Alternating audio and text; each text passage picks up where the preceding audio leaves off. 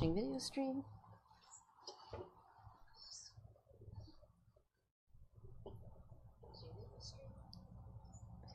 Good morning, everybody. Thanks for joining us today.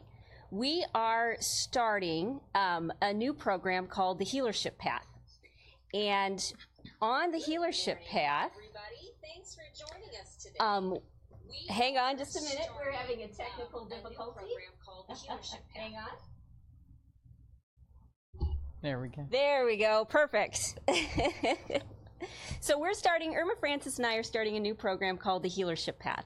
And it's for healers, and it's how we interact with the world. It's how we keep ourselves healthy and safe and in a good spot. And it's the different steps, and it's going to have different books and programs and current events that we cover. And we're going to try to do this live every morning between 8:15 and 8:30. I think we're going to take weekends off, though. That's our plan. Yeah. Because, you know, we can only work so hard without making ourselves a little bit crazy. But, you know, over the years, Irma and I have gathered a lot of information about how to heal ourselves, how to help other people heal. And it's time that it was shared because, you know, I came from a tough background and I had to do a lot of personal work. And my method of self-healing and the healing practice that I've developed is very different from Irma's, but it all takes us to the same place. And so we found that when we share ideas and cover ideas about what it means to be a healer, how to be a great healer, how to evolve, how to have relationships, how to communicate, how to reconnect with our soul, we found that we are able to really bring out the gold and the richness of these topics because we come at it from such very different points of view. So we're looking forward to having you join us as often as you can, every day if you can, for live streams. And then we'll also be posting them with our emails every day. So if you want to join our tribe, and we'd love to have you, go to inspiremassage.com and sign up for our emails, because we'll be reposting these live streams there so you don't miss out on one single thing.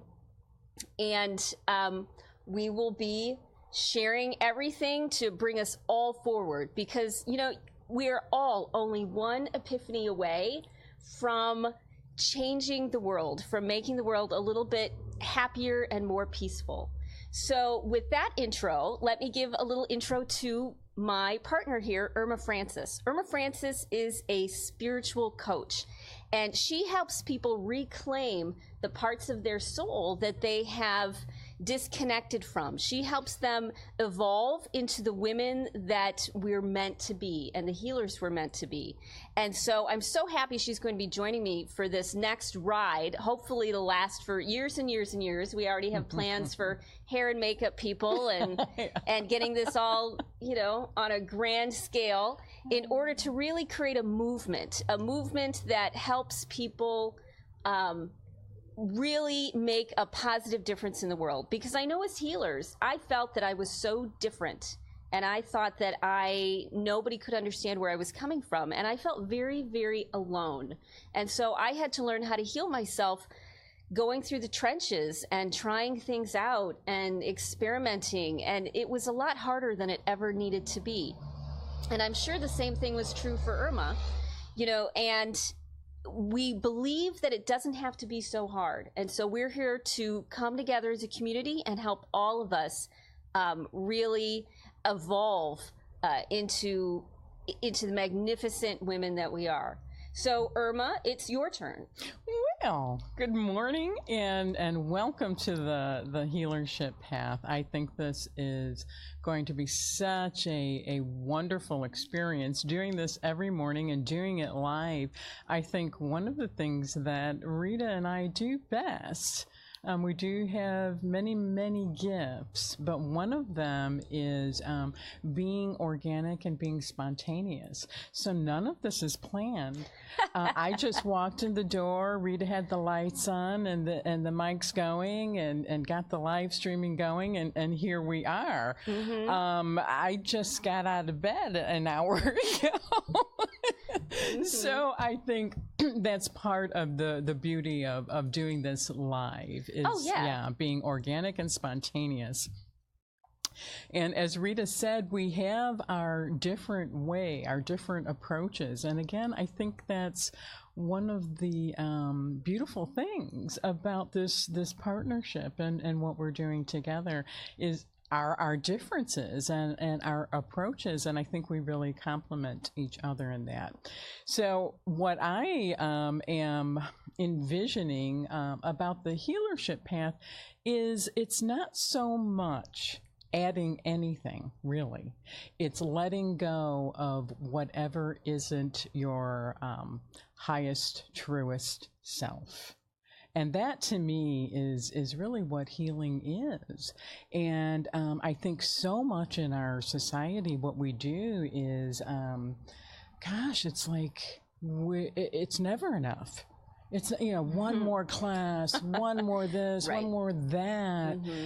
And gosh, I know I got tired doing that. Mm-hmm. So I really got to a point in my life where I had to start letting go of everything that wasn't working for me anymore. And not in a self-centered way or self-absorbed way, but in a way that the more I could do self-care and get to that wholeness place of myself, the more I could truly love, and be present for the people in my life.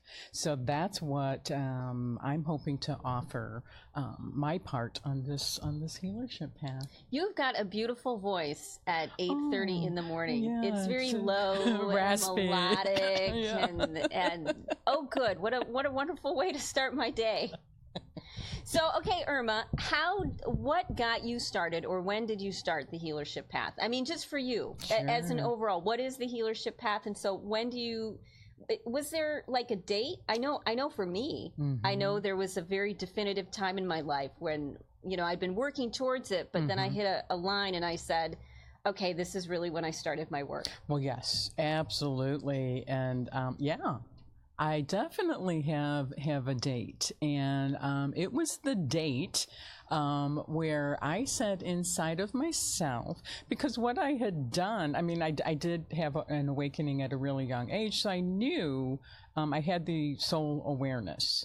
But it wasn't until probably my late 40s, early 50s that I realized, gosh, I really had been, in a lot of ways, trying to fit in. I had been settling. I had been tolerating,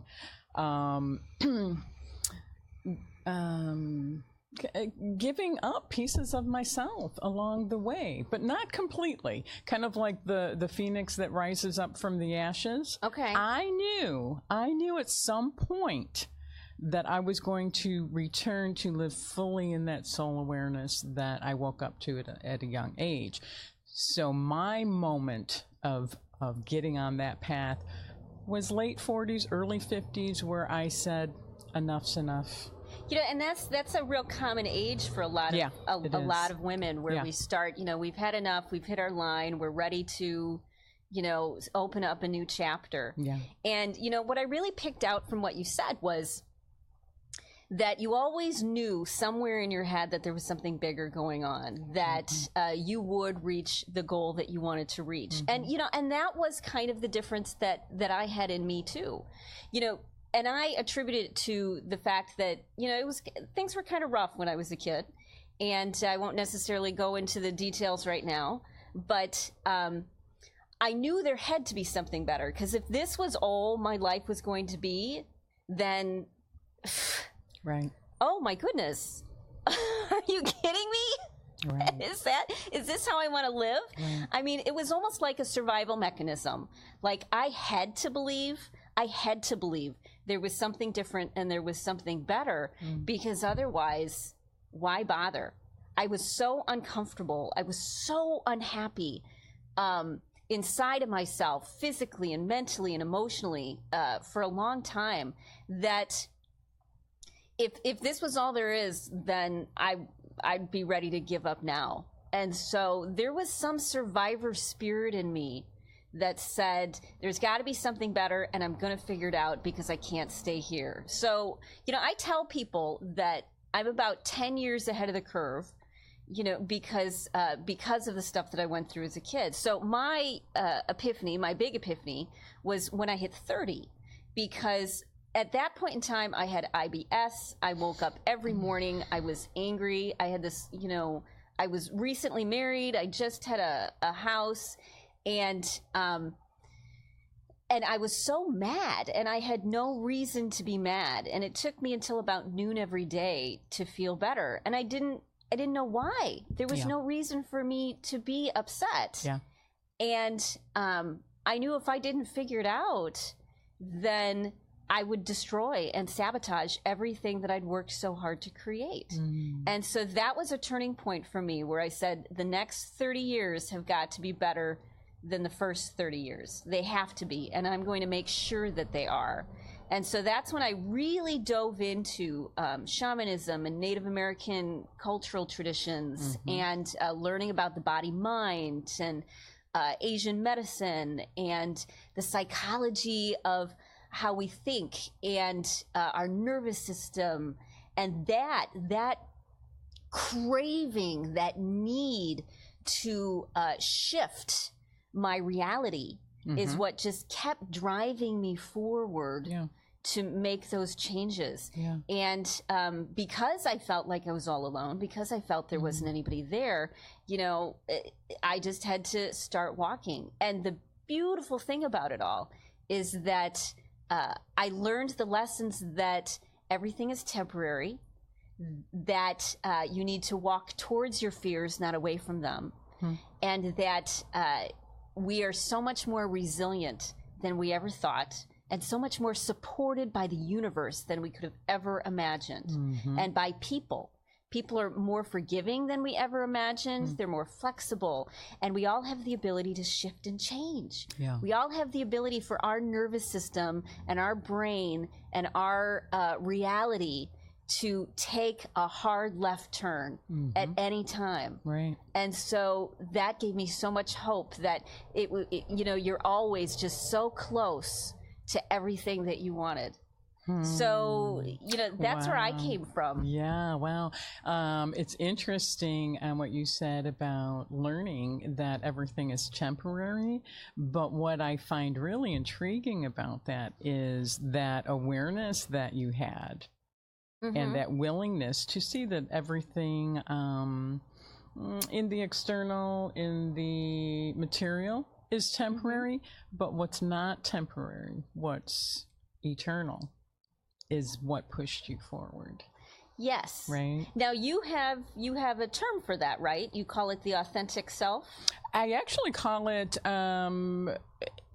after we go through and we get to that enough's enough and we make our changes, I call it soulhood. I actually believe that there is, of course, there's the developmental stages that all human beings go through. But I think because we're living longer and healthier lives that we actually have, and I think this is a big part of our work, because what we were able to do in our lives, that we have an opportunity to move into another developmental stage beyond adulthood that I call soulhood. So there's something beyond just what we're going through every day and living and being human. There's a whole nother level of evolution and development. And I think that it's not simply metaphysical. I mean, the problem that I have with so many traditions or so many belief systems or dogma is that they disconnect the reality of being a human being and how we feel and how our body feels and sensuality and all of that, and they make it a life of the mind. Yeah. And that makes me crazy. Yeah. That's spiritual bypassing. Right. It is spiritual bypassing. Yeah. But not only that, but people use the phrase, I'm a spiritual being having a physical experience, and I always took that as in and this was my bias. I'm sure not everybody meant it this way, but it's my bias, that your physical experience is so lousy that you have to completely focus on some metaphysical higher level of thinking and being, that you can't let yourself really dive into the sensuality of what it is to be a human being. And you know what?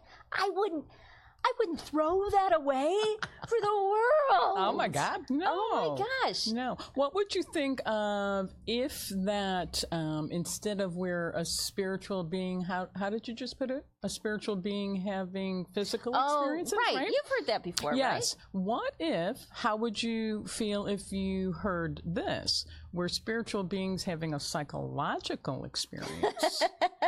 Right? Because that's in the head, right? Right, yes. That is yes. the mind. We're playing a head game. Yes. Yeah. And to me, like, the absolute wholeness of being a human being is to have our souls, our essence, fully incarnated in the physical, and then, oh my gosh. I know, it's like when you blend the two. Yes. And so I know so many people in my profession, not massage therapists, because my specialty is shiatsu massage, as you know. Mm-hmm. Not massage therapists, we're very physical. But a lot of other people who are in a healer role, who are in a helper role, they don't want to feel what's happening to them, and they don't know how to fix how they feel. They don't know how to feel better. They really don't. And that's where I came from. I felt so terrible. I had to figure out how to feel better. And you start to learn that you have to feel that well. You know, and when you feel that well, then your senses come alive. And then you sit there and go, I wouldn't miss out on breathing for 1 second, because this is so miraculous. Yeah. But so many people in this field or in this realm, they want to ignore or avoid how they're feeling or push it away. One of the things that I'm sure is going to be a little bit controversial is the whole golden bubble thing. Yeah. You know, a lot of people, when they go into a healer space, they feel they need to protect themselves from how the people that they're working with, so that their energy doesn't imprint on them. And I actually find that numbs my senses. If I can't feel what's going on, you know, and then that's my guidepost. That tells me whether to turn left or right. You know, so surrounding myself in a golden bubble, what it does is it makes me less of a healer. You know, I can filter some things out if I have to, but I want to be fully present and feel everything that's going on, so that I can make good, educated decisions on how our healing appointment or session or connection will go. Because otherwise I'm flying blind. Well, yeah. You know what I hear you saying, Rita, and you're only able to do what you do, how you do it, because of what you went through, because of your willingness to keep moving through the suffering.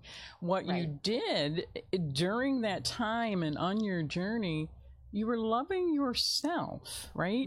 And there's no way to love another human being without loving yourself first. I mean, that's just, that's really just a fact of life. And the fact that you loved yourself enough to do all that self-care, to do all that hard inner work, that inner searching, you now can be open enough to have empathy for another person. You know, that phrase, and some phrases really ring true to me, and some just feel like a bunch of nonsense. But to be really? What was it? I said really? Yeah, right.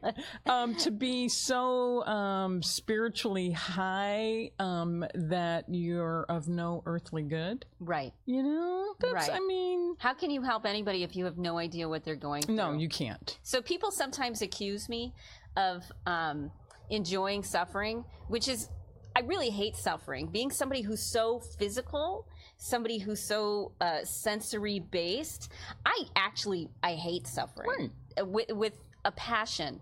But I know that the suffering will be temporary, and the sooner that I face it and walk through it, the sooner that I will cease to suffer around that topic or that issue. Yeah. You know, and every time you go through it, you get a little bit better and a little bit smarter and wiser about how to handle it. I mean, it's taken me decades to realize that if I am hurt, angry, depressed, upset, it's probably because my body is stressed out in some way and unhappy. And so the first thing I do now is I drink half a bottle of water. Yeah. Instead of saying, oh, what's wrong with me? I'm going to obsess about it. Or what's wrong with you? I know you're doing this to me. The first thing I do is drink half a bottle of water, wait 20 minutes, and then I look at the topic again and say, okay, now that I'm in a better space, is this me or is this them? And one of the beautiful lessons I've learned lately is the faster I can let go of a thought, the sooner a new, more creative, more open-minded, more compassionate, wiser thought can take its place. And so we have this tendency to obsess about something, and we let ourselves go round and round and round. And we don't break the pain pattern. We don't break the pain cycle of our own thoughts.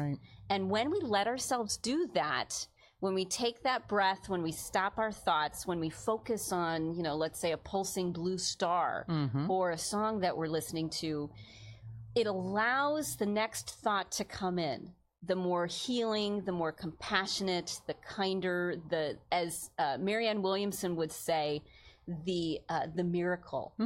Because she describes a miracle as a new thought, a new understanding. And so I ask for a miracle. I ask for a new understanding, and that breaks the pain pattern and allows that to come in. Have you found things like that? Well, yes. I wanted to make a couple comments on what a couple things I heard you say about suffering. For one, what is the first thing in Buddhism? Life is suffering. Right. That doesn't mean life is only suffering. It means to embrace the suffering, and that is the journey, not to ignore it, not to bypass it. Yeah. And there was something else you said. I don't remember right now. Okay. Yeah, my morning brain is not, the wheels aren't completely turning. Well, that's good. Well, we've got about 7 minutes left, so I'm curious, do we have any questions from the audience? We've had a bunch of people join us this morning, which is really exciting. Patty, how nice to see you. And we love seeing you on here as well. What a great way to start the morning. So if you have any questions, throw them our way. But we do have about 7 minutes left. We're going to keep this at about a half hour every time that we do it. Just small enough in bites so that you can consume and absorb. You know, I'm going to talk about the beautiful thing about what we're doing, which is, you know, when we want to change ourselves, we really don't need to do anything except quiet our mind, if we can, and be open to a new thought. So really, if you want to make a transformation or a change in your life, watching this video actually is enough. It is enough, because when a new idea or a new thought is planted in our subconscious, and it's planted there when our conscious mind gets out of the way, when we recognize that we want to make a change and we quiet that either through music or essential oils or meditation or chamomile tea or, you know, whatever tool that we use, when we do that and a seed is planted in our mind, our subconscious now automatically takes over.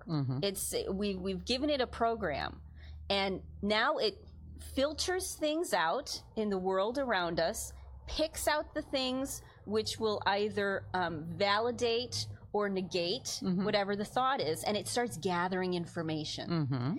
And when it gathers information, it keeps doing it until it reaches a tipping point, until it's got enough information that it can make a decision, and that's how a new belief is born. And so even though, you know, we think we're trapped in nature and nurture and nobody can change and our lives can't change and we're stuck, that's so not true.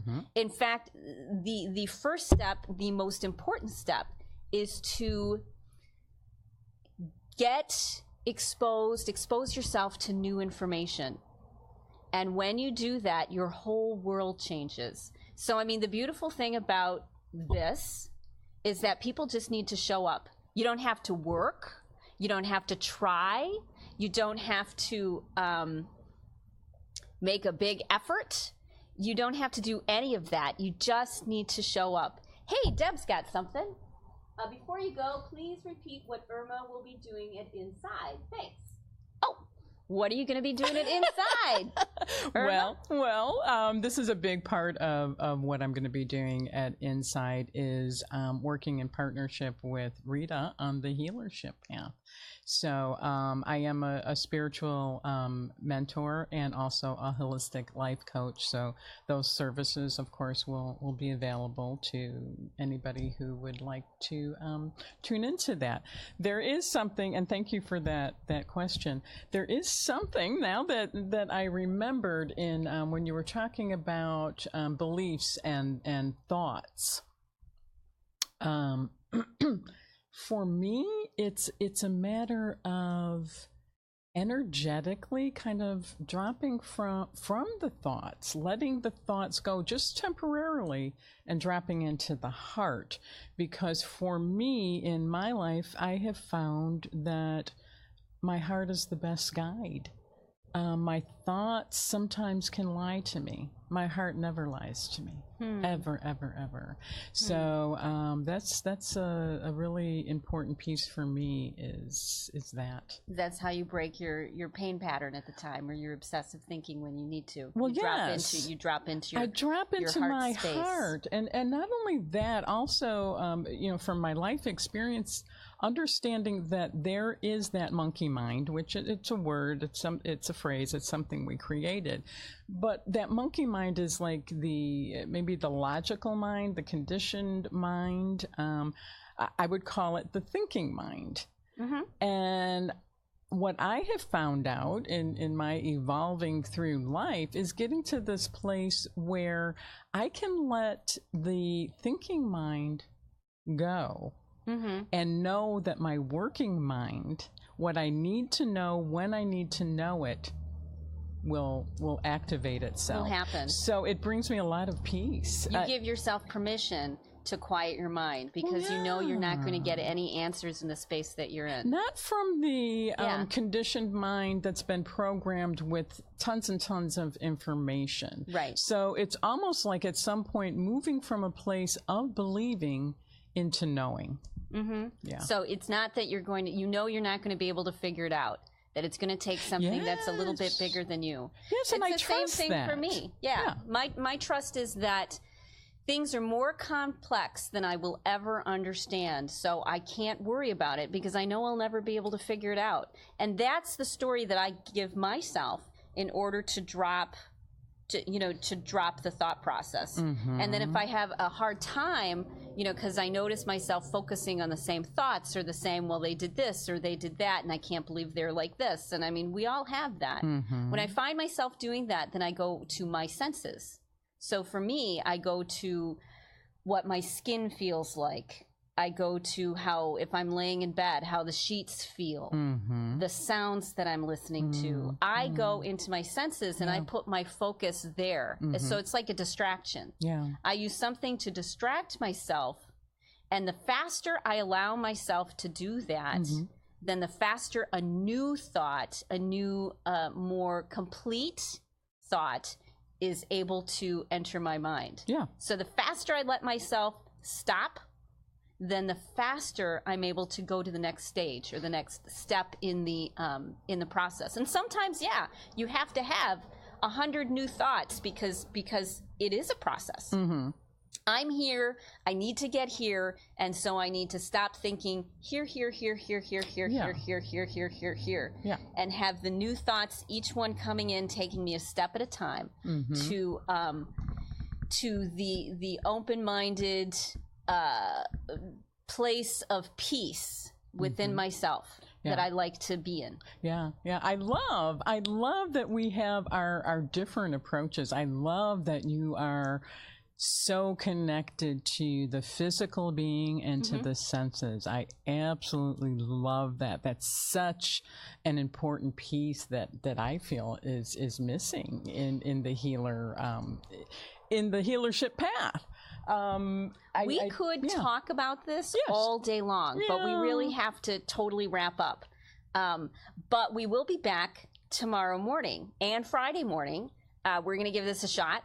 So this is going to be Irma Francis and me, and we're doing the Healership Path. You can join us every morning between 8:15 and 8:30 on Facebook doing our live stream. And we'll also be putting them in emails. So if you want to join our tribe, and we hope you do, go to inspiremassage.com and sign up for our emails, because we'll be sending them just about every day.